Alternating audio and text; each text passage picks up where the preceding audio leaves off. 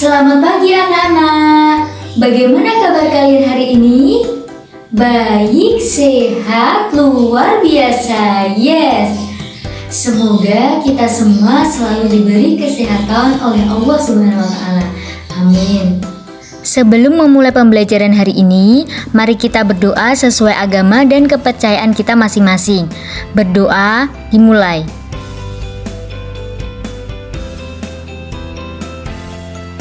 Berdoa selesai.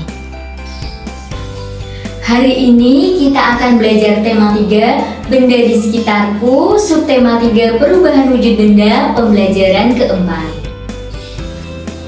Anak-anak, hari ini kita akan belajar 2 muatan pelajaran. Yang pertama, Bahasa Indonesia, yang kedua PPKN. Nah, tujuan mempelajari pelajaran hari ini adalah yang pertama, siswa dapat memahami konsep perubahan wujud dengan tepat.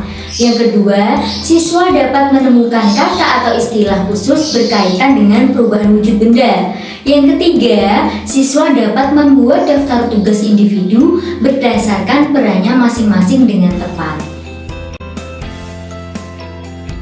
Nah, anak-anak, di sini ibu mempunyai gelas yang berisi air es. Nah, coba kalian perhatikan. Di luar gelas, di bagian luar ini tampak titik-titik air. Nah, ini basah ya anak-anak. Mungkinkah gelas ini bocor? Nah, sebelum kita cari tahu, coba perhatikan bacaan berikut. Coba anak-anak perhatikan gambar yang ada di kanan ibu. Perhatikan ketika kalian naik mobil pada saat cuaca cerah. Kaca jendela mobil bagian dalam kering. Nah, ketika hujan turun, kaca mobil bagian dalam menjadi buram. Apabila kalian menempelkan telapak tangan pada kaca, telapak tangan menjadi basah anak-anak. Bagaimana kedua peristiwa tersebut dapat terjadi? Mungkinkah es yang mencair dapat menembus gelas? Mengapa sisi luar gelas menjadi basah? Apakah kaca mobil bagian dalam juga basah karena terjadi air hujan dapat menembus kaca? Nah, udara di sekitarmu banyak mengandung uap air anak-anak. Ketika uap air bersentuhan dengan benda-benda yang lebih ringan atau suhunya rendah, maka berubah menjadi bintik-bintik air.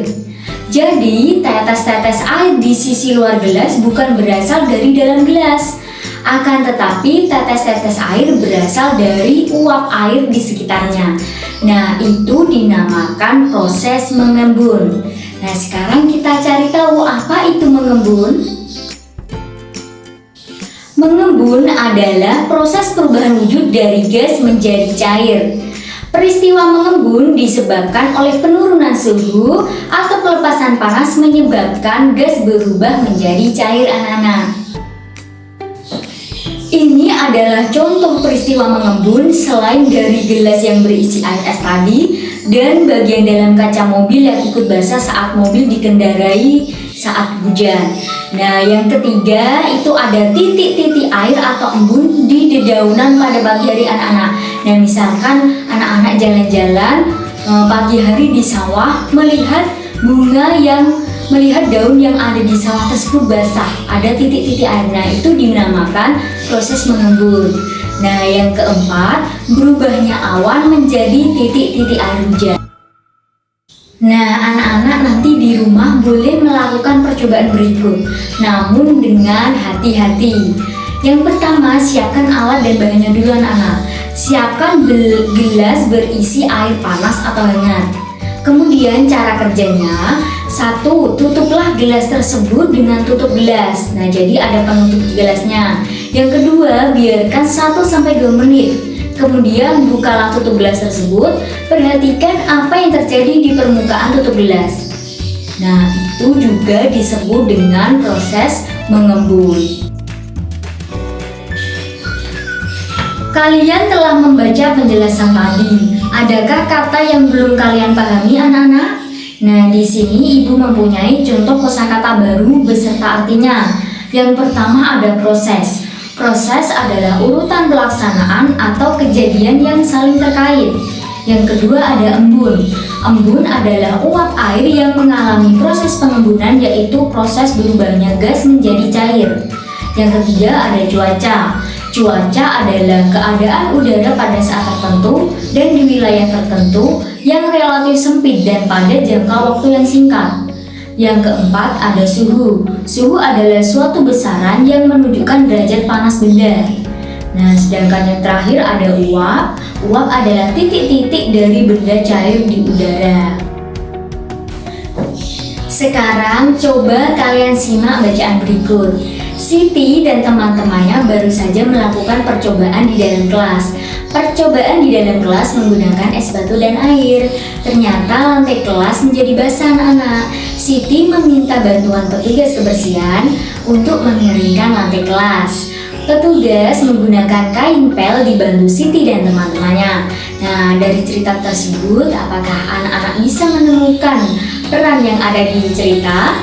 Nah, peran yang ada di dalam cerita adalah petugas kebersihan. Apakah anak-anak tahu apa itu tugas petugas kebersihan? Petugas kebersihan bertugas untuk menjaga kebersihan sekolah, kemudian memelihara barang-barang milik sekolah, kemudian menjaga keamanan sekolah. Nah, coba kita cari tahu peran dan tugas warga sekolah yang lain. Kemarin anak-anak sudah mempelajari peran dan tugas warga yang ada di sekolah. Nah, coba sekarang kita ingat-ingat kembali. Yang pertama ada kepala sekolah anak-anak. Kepala sekolah adalah seorang pemimpin di sekolah yang mengatur semua kegiatan yang ada di sekolah. Kemudian guru kelas, pengelola pembelajaran yang tugasnya mengajar anak-anak, mendidik anak-anak, membimbing anak-anak. Nah, itu adalah tugas seorang guru kelas. Kemudian guru mapel juga mengajar anak-anak namun sesuai dengan mapel yang diajarkan. Misalnya PJOK, kemudian agama. Nah, sekarang kita lanjut ke petugas perpustakaan. Petugas perpustakaan memiliki tugas mengurus pelayanan perpustakaan, misalnya saat peminjaman buku, saat pengembalian buku. Kemudian ada juga tata usaha. Tata usaha itu mengurus kegiatan tata usaha dan administrasi kegiatan sekolah. Misalnya pada saat ada rapat yang membuat undangan, itu tata usaha anak-anak. Kemudian bagian-bagian untuk mencetak perangkat pembelajaran, nah seperti itu. Kemudian ada penjaga sekolah. Nah, tadi sudah kita ketahui penjaga sekolah tugasnya apa? Mengamankan dan memelihara barang-barang milik sekolah, menjaga kebersihan sekolah. Kemudian ada yang terakhir tugas sebagai siswa. Nah, ini tugas anak-anak mematuhi tata tertib. Nah, tata tertib itu contohnya apa saja anak-anak? Ada masuk tepat waktu, menggunakan seragam sesuai jadwal, kemudian melaksanakan tiket kelas. Nah, itu adalah salah satu tata tertib yang ada di sekolah. Kemudian mengerjakan tugas yang diberikan oleh guru dan ikut serta dalam kegiatan sekolah. Itulah tadi materi pelajaran yang kita pelajari hari ini. Semoga yang sudah kita pelajari dapat bermanfaat untuk kita semua.